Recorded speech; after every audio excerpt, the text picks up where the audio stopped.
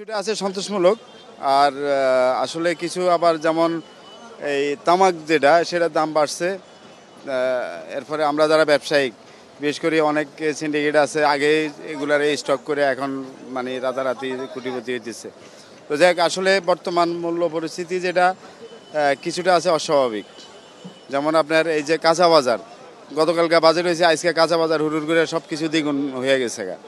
এরপরে আপনার এই পেঁয়াজের দাম কিন্তু দিন দিন বাড়ছে। পেঁয়াজ, আলু এগুলো অনেক বেড়ে গেছে এবং আলুর দাম আজকে যেটা বললো যে আরও নাকি বাড়বে সামনে। ঠিক আছে, আমি যে এখানে 200-250 কেজি আলু কিনি, আজকে আমি 120 কেজি আলু কিনছি মাত্র। ঠিক আছে, না আমার সমস্যা নাই, কিন্তু আমরা যারা ব্যবসায়িক, যেমন আমরা ব্যবসা করি, আমাদের তো পুঁজি বাড়ছে।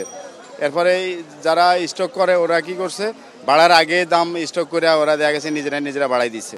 না, বাজারের অবস্থা বর্তমানে আসলে মানুষের যে ইনকাম, মানুষের ইনকাম কিন্তু বাড়ে নাই, ইনকাম কিন্তু কমতেছে। এখন বর্তমানে দেখেন বেকারত্বের হার বেশি। সেক্ষেত্রে আমাদের দেশে আসলে দিন দিন যেভাবে বাড়ছে ওইভাবে আসলে সাধারণ মানুষ কিন্তু ভোগান্তিতে পড়তেছে। তারা কিন্তু ইচ্ছা করলে একটা জিনিস ভালোভাবে নিতে পারতেছে না, খাইতে পারতেছে না। আর দ্বিতীয়ত সরকার আর একটু বাজারটা স্থিতিশীল করার দরকার, একটু মনিটরিং, অন্ততপক্ষে এই যে সময়টা যেন মনিটরিং করে ভালোভাবে।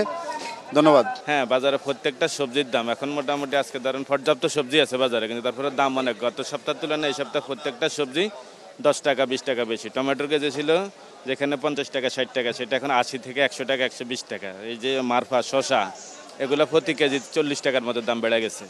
তারপরে আপনার ঝিসিঙ্গা, যত সবজি আছে 10 টাকা 20 টাকা প্রতি কেজি প্রতি দাম বেশি আজকে।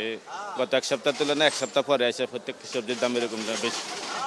এখন ওই যে ঈদ উপলক্ষে বাজার টাজার হয়তো এরা সরবরাহ ইয়ে করে আর কি দাম বাড়াই দিতেছে। এখন বাজেটের প্রভাব, তখন বাজেট তো কালকে দিছে, আমাকে তো এটা তো নিত্য নৈমিত্তিক ব্যাপার হয়ে গেছে। বাজেটের আগ থেকে ধরে স্টক বন্ধ করে দেয়, বাজেটের পরে আসছে দাম বাড়াই দেয়। ওই অ্যাজ ইউজুয়াল যেভাবে আছে ওইভাবে চলতে